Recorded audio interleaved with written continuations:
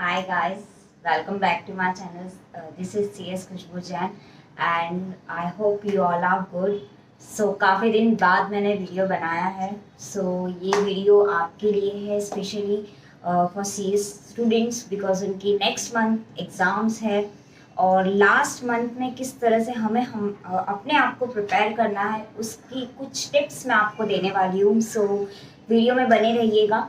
So first of all मेरे को जो टिप देनी है वो है कि सबसे पहले आपको अभी टाइम है रिवीजन का. ठीक है, you have to revise thoroughly. मतलब अब आपको जो आपका छूट गया है छोड़ दो, कोई नहीं. लास्ट मंथ है, you have to revise fully.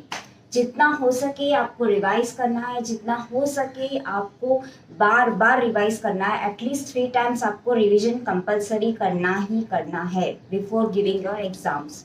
ठीक है, तो इस रिवीजन कैसे करेंगे? रिवीजन आप लोग क्या कर सकते हो, जल्दी उठ सकते हो. जैसे जब मैं सीएस कर रही थी तो मैं सुबह 4 बजे उठती थी और 4 से 8 बजे तक कंटिन्यू वन सिटिंग में रिवाइज करती थी. और मैं स्टार्ट करती थी जैसे मैं कंपनी लॉ से स्टार्ट करती थी. जैसे हमारे एडवांस कंपनी लॉ हुआ करता था सीएस प्रोफेशनल में, तो मैं उसी से अपने दिन की शुरुआत करती हूँ. तो आप भी अकॉर्डिंगली अगर सीएस एग्जीक्यूटिव में हो तो आप भी अपने कंपनी लॉ सब्जेक्ट से स्टार्ट कर सकते हो, या फिर आप अगर सेकंड ग्रुप कोई दे रहा है तो सिक्योरिटी लॉ से वो स्टार्ट कर सकता है. और प्रोफेशनल में भी आप इस तरह से कर सकते हो.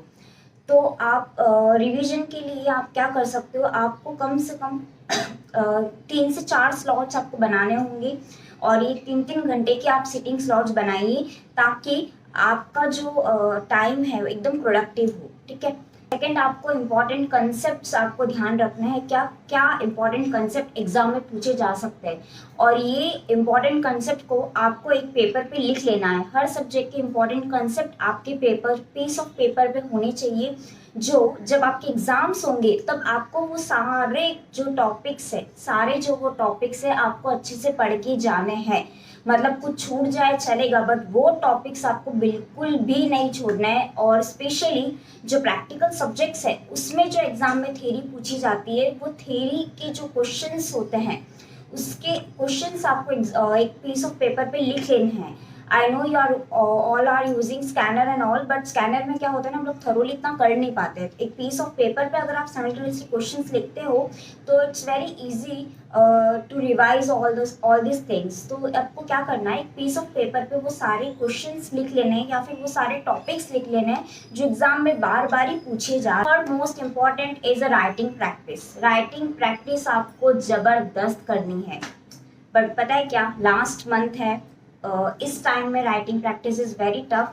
हो सकता है कि आप लोग जिसका रिवीजन अच्छे से हो गया है वो एक आधी क्वेश्चन पेपर लिख ले.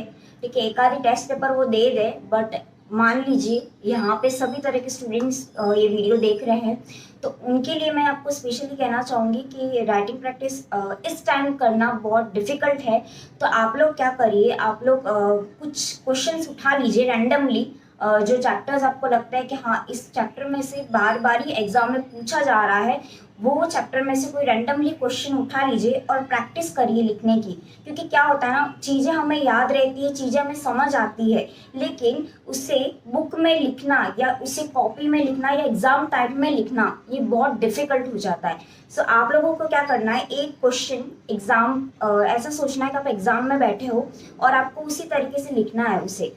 और अगर आपको मेरा इसमें गाइडेंस चाहिए तो आप मुझे व्हाट्सअप कर सकते हो. काफ़ी सारे स्टूडेंट्स मेरे साथ कनेक्टेड हैं तो मैं आपको बता दूंगी किस तरह से आपको लिखना है. तो वो भी आपकी अच्छा आपके लिए स्कोरिंग हो सकता है सही टाइम पे.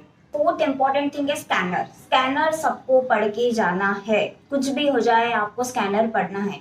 स्कैनर क्यों पढ़ना है? क्योंकि आपको इसे समझ में आएगा कि सीएस इंस्टीट्यूट आईसीएसआई हमारी किस तरह से क्वेश्चन फ्रेम कर रही है और कौन सी चैप्टर को कितना वेटेज दिया है.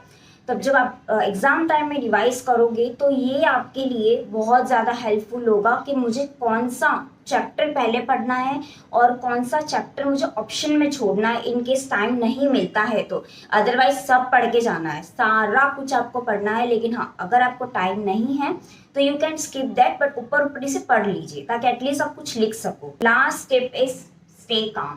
कीप योर सेल्फ काम. बिकॉज अगर आप काम रहोगे तो ही आप अच्छे से एग्ज़ाम दे पाओगे और एनजाइटी बिल्कुल नहीं रखनी, क्योंकि बहुत सारा ऐसा होता है ना कि हम लोग 100% प्रिपेयर होते हैं, बट एनजाइटी की वजह से, घबराहट की वजह से क्वेश्चंस हम लोग अटेम्प्ट आते हुए भी नहीं कर पाते हैं। तो आपको अपने आप को काम रखना है और अभी से ऐसा एनवायरनमेंट बना लो कि आपको ऐसा फील होना चाहिए कि मेरे एग्जाम्स चल रहे हैं। इस हिसाब से आप पढ़ो। लास्ट आपकी 15 मई से मुझे लगता है आपको इस हिसाब से ही पढ़ना चाहिए, या इस हिसाब से आपको एटमॉस्फेयर बनाना चाहिए कि आपको फील होना चाहिए कि मेरे एग्जाम ही चल रहे हैं। तो ये आपकी बॉडी वैसी हैबिचुअल हो जाएगी 15 डेज पहले से ही। तो एग्जाम टाइम में आई थिंक आपको एंजाइटी नहीं आएगी और आप अच्छे से पेपर अटेम्प्ट कर पाओगे। और भी मेरे कुछ वीडियोस आप देख सकते हो कि मैंने वीडियोस बनाए हैं कि how to prepare for exam and all, तो वो भी आप मेरा वॉच कर सकते हो। और उसका सो guys, all the best for exam. अच्छे से आपको एग्जाम देने हैं और अपने आप को अच्छे से प्रिपेयर करना है। और प्लीज डोंट बी, सबसे मेन बात, अपने आप को हाइड्रेट रखना है। ज़्यादा से ज़्यादा पानी पीजिए, ज़्यादा से ज़्यादा अपने आप को हाइड्रेट रखिए ताकि आपका माइंड एकदम काम रहे और एग्जाम आप अच्छे से दे पाओ। So guys, all the best, stay connected with me and thank you for watching this video. Bye guys, love you.